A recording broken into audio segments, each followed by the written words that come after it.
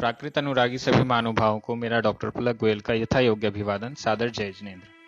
आज हम प्राकृत रचना सौरभ पुस्तक में से पाठ क्रमांक 80 विविध सर्वनाम यह पाठ पढ़ेंगे।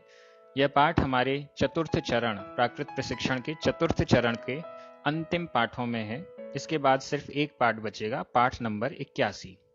आप सभी ने अभी तक बहुत अच्छे से प्राकृत भाषा का अध्ययन कर लिया है। सभी चरणों को आपने सफलतापूर्वक पार किया है और यह अंतिम चरण है। इसके बाद लगभग बहुत अच्छे तरीके से आप प्राकृत के ग्रंथों का अध्ययन कर पाएंगे। प्राकृत की वाक्य रचना तक आप सीख चुके हैं बहुत अच्छे तरीके से। यहाँ पर इस पाठ से हम सीखेंगे कि सर्वनाम कौन कौन से हैं जो कि हमें नॉर्मली वाक्यों में प्रयोग में आते हैं, उनका प्रयोग हमें वाक्यों में कैसे करना है, ये सारी बातें हमें समझ में आएंगी। चलिए आज का पाठ शुरू करते हैं। प्राकृत रचना सौरभ पुस्तक में पृष्ठ क्रमांक 186 एवं 187 पर पाठ 80 विविध सर्वनाम अभ्यास। आज का पाठ पढ़ाई थोड़ी सी और अभ्यास थोड़ा सा, ऐसे करके ये पाठ कंप्लीट हो जाएगा। बहुत छोटा सा पाठ है। विभिन्न सर्वनामों का प्रयोग। सर्वनाम क्या कहलाता है? बहुत पहले नंबर पाठ से ही हम देख रहे हैं कि उसमें आया मैं, तुम, वह पुरुष, वह स्त्री, वह नपुंसकलिंग में भी आ जाएगा। तो ऐसे ही सर्वनाम क्या कहलाते हैं? संज्ञा के स्थान पर जिन शब्दों का प्रयोग होता है वे सर्वनाम कहलाते हैं। नॉर्मल परिभाषा है, सभी भाषाओं में ऐसी ही है। यहाँ पर विभिन्न सर्वनामों का प्रयोग। अभी तक हम मैं, तुम और वह इन सर्वनामों को देख चुके हैं प्राकृत में। अब हम देखेंगे जो, कौन, यह, इनका प्रयोग कैसे होता है और ये सर्वनाम के लिए हमें क्या क्या करना पड़ता है। पुल्लिंग, स्त्रीलिंग, नपुंसकलिंग में इनके रूप कैसे चलते हैं, वाक्य रचना कैसी होती है, ये आज के पाठ में हम देख रहे हैं। सबसे पहले विभिन्न सर्वनामों में यहाँ पर दिया गया है जो। पुल्लिंग और नपुंसकलिंग में जो के लिए प्राकृत में शब्द आता है ज, और इसके रूप जैसे कि पुल्लिंग में देव के समान और नपुंसकलिंग में वर्ण के समान, वणम के समान, ऐसे रूप चलेंगे। या फिर अभी आप पाठ इसी पुस्तक में आप पीछे जाएंगे तो पृष्ठ क्रमांक 192 से लेकर 214 214 तक इनके शब्द रूप दिए गए हैं। उसमें आपको इसके शब्द भी, सर्वनामों के शब्द भी मिलेंगे। और भी सर्वनाम जो कि यहाँ पाठ में नहीं दिए हैं, उसके अलावा भी और भी सर्वनाम हैं जो प्राकृत में है, वो भी आपको वहाँ पर मिल जाएंगे, वहाँ आप देख सकते हैं। तो यहाँ पुल्लिंग और नपुंसकलिंग में जो के लिए शब्द है ज, और इसके फिर प्रयोग जो हैं वो चलते जाएंगे। प्रथमा एक वचन, बहुवचन, द्वितीय एक वचन, बहुवचन। वो स्त्रीलिंग में जो के लिए जा में बड़े आ की मात्रा, इसका प्रयोग होगा। बहुत सिंपल है। कौन, पुल्लिंग और नपुंसकलिंग में कौन इस अर्थ के लिए का में छोटे आ की मात्रा, और स्त्रीलिंग में कौन इस अर्थ के लिए का में बड़े आ की मात्रा, ये प्रयोग आएगा। इसके बाद यह के लिए पुल्लिंग और नपुंसकलिंग में एत इसके रूप चलते जाएंगे, और स्त्रीलिंग में यह के लिए एता। अभी अपन ने त के रूप देख लिए थे और ता के रूप देख लिए थे। अब यहाँ पर एता, मतलब उन रूपों में, उन शब्द रूपों में ये हम सामने जोड़ लेंगे, आगे जोड़ लेंगे। तो जैसे रूप बन रहे थे सो, तो यहाँ एत में बनेगा ए सो। इस टाइप से वो रूप बनते जाएंगे। एक और बार यह के लिए पुल्लिंग नपुंसकलिंग में एक और प्रयोग आता है इम। ये भी प्रयोग बहुत सारे आते हैं ग्रंथों में। जब हम पढ़ेंगे तो सर्वनामों के बहुत प्रयोग मिलेंगे आपको। पुल्लिंग नपुंसकलिंग में यह के लिए इम, और स्त्रीलिंग में इमा, मां में बड़े आ की मात्रा, इमा। इन शब्दों के, ये 8 शब्द सर्वनाम शब्द यहाँ पर दिए गए हैं। इनके वाक्यों में प्रयोग कैसे होना है, यह सब अपन देखेंगे। उपर्युक्त सर्वनामों के रूप शब्द रूपों में देखकर निम्नलिखित वाक्यों की प्राकृत में रचना कीजिए। यहाँ पर क, ख, ग और घ ये 4 विकल्प दिए गए हैं। ये सारे विकल्प तो मैं सॉल्व नहीं करूंगा, 1 या 2 सॉल्व कर देता हूँ, बाकी आप होमवर्क के रूप में कीजिएगा। चलिए, क में जैसे पहला, जो मनुष्य थकता है वह सोता है।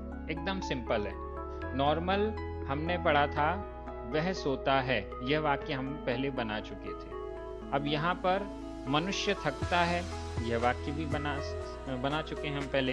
अब केवल जो, इसका लिए हमें पुल्लिंग में यूज करना है और उसके बाद उसका वाक्य बन जाएगा। जो के लिए पुल्लिंग में प्रथमा एक वचन में बना जो। मनुष्य के लिए हमने शब्द देखा था नरो, जो नरो। थकता है थक्कई, थक क्रिया में वर्तमान काल अन्य पुरुष एक वचन थक्कई इत्यादि।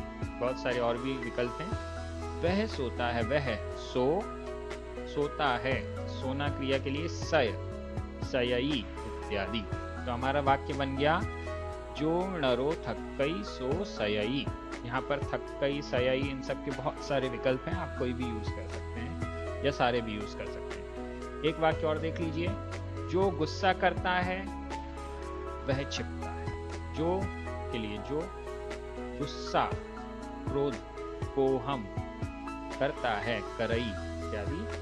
वह छिपता है, वह सो छिपता है, छिपना के लिए क्रिया है लुक, सो लुक्कई इत्यादि। जो कोहम करई सो लुक्कई इत्यादि। इस प्रकार से बाकी वाक्य आप खुद सॉल्व कीजिए और सही है या गलत हैं उसको आप अपनी पुस्तक में चेक कीजिए। ख का पहला वाक्य देखिए, बहुत सरल है। यह मनुष्य हंसता है। यह के लिए हमारे पास अभी अपन एत से बनाएंगे और अगला वाला फिर दूसरे से बना लेंगे। तो एत में यह मनुष्य पुल्लिंग चाहिए हमें, तो यह एसो मनुष्य नरो हंसता है, हंसई हंसेई हंसई इत्यादि बहुत सारे विकल्प बन जाएंगे। यह मनुष्य हंसता है, एसो नरो हंसई हंसेई हंसई हंसदी इत्यादि। ये मनुष्य हंसते हैं, दूसरा वाक्य, ये मनुष्य हंसते हैं। अब ये हो गया बहुवचन में, ये मनुष्य हंसते हैं। अपन को वाक्यों को ध्यान से देखना पड़ेगा, कौन सा एक वचन है कौन सा बहुवचन है, उसके अनुसार फिर शब्दों का प्रयोग होगा। ये मनुष्य हंसते हैं। ए ये के लिए ए पुल्लिंग में प्रथमा बहुवचन, ए नरा, ये भी बहुवचन हो गया प्रथमा का।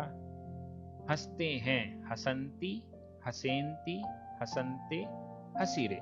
हस क्रिया के साथ वर्तमान काल अन्य पुरुष बहुवचन, इन तीन ते इरे, ये सभी प्रत्यय लग गए। तो हमारा वाक्य बन गया ए नरा हसंती हसेंती हसंते हसीरे इत्यादि। और भी जो वाक्य हैं वो आपका होमवर्क है। ग, तुम क्या करते हो। तुम के लिए तुमम तुम तुह ये विकल्प है हमारे पास। क्या करते हो, क्या के लिए पुल्लिंग में किम, करते हो करसी करेसी करसे।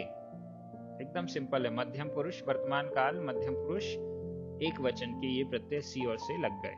तुमम तुम तुह, किम करसी करेसी करसे। दूसरा वाक्य, तुम किन कार्यों को करते हो, ये भी सरल है। तुमम तुम तुह, किन कार्यों को।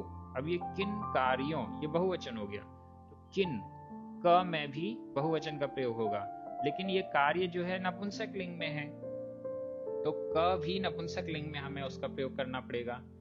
तो किन कार्यों को, किन के लिए आएगा काई काई काणी, काइम काई और काणी। काइम काई काणी, कज्जाई कज्जाई कज्जाणी, कज्जाइम कज्जाई कज्जाणी करते हो, करसी करेसी करसे। इस प्रकार से तुम किन कार्यों को करते हो, तुमम तुम तुह, काइम काई काणी, ये तीन विकल्प। कज्जाइम, कज्जाई, कज्जाणी, ये 3 विकल्प। करसी, करेसी, करसे। इसी प्रकार से और वाक्य बना लीजिए। घ, कौन नाचता है। एकदम सिंपल, कौन नाचता है। अब यहाँ कौन ये पुल्लिंग में नजर आ रहा है, तो क के लिए किम, कौन पुल्लिंग में है इसलिए हो गया को।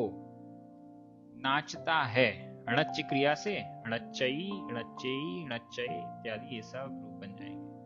वह कौन सा व्रत पालता है।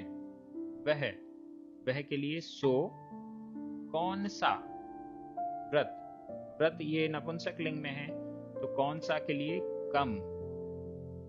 व्रत जो है वो पुल्लिंग में है, वयम शब्द जो है वो वय शब्द जो है वो पुल्लिंग में है, तो कौन सा ये द्वितीय का हो गया इसलिए कम। व्रत, वयम, पालता है, पाल क्रिया से पालेई, पालई, पालय इत्यादि ये वाक्य बन जाएगा। सो कम वयम पालई, पालेई, पालये। इसी प्रकार से जितने वाक्य इसमें दिए गए हैं आप इसको अभ्यास के रूप में अवश्य सॉल्व करें। इसके अलावा जो अभ्यास रचना सौरभ पुस्तक है उसका पाठ क्रमांक 37 उसका ख भाग भी आपको सॉल्व करना है। इस प्रकार से ये आज का पाठ कंप्लीट हो गया। बहुत सरल था। प्राकृत भाषा आप सभी बहुत अच्छे से पढ़ रहे हैं। आपको प्राकृत ग्रंथों में जो गाथाएं हैं उनका अर्थ भी लगाने आने लगा है, धीरे धीरे आपको वो समझ में आने लगी हैं। बहुत अच्छा यह कार्य चल रहा है, सभी की प्रशंसाएं प्राप्त हो रही हैं। आप सभी जो इतनी लगन के साथ अभ्यास करते हुए प्राकृत भाषा को सीख रहे हैं, सभी को धन्यवाद। हमारे स्पॉन्सर्स, पुण्यार्जक और जो प्रचार प्रसार में लगे हुए हैं सभी को धन्यवाद। जय जिनेंद्र।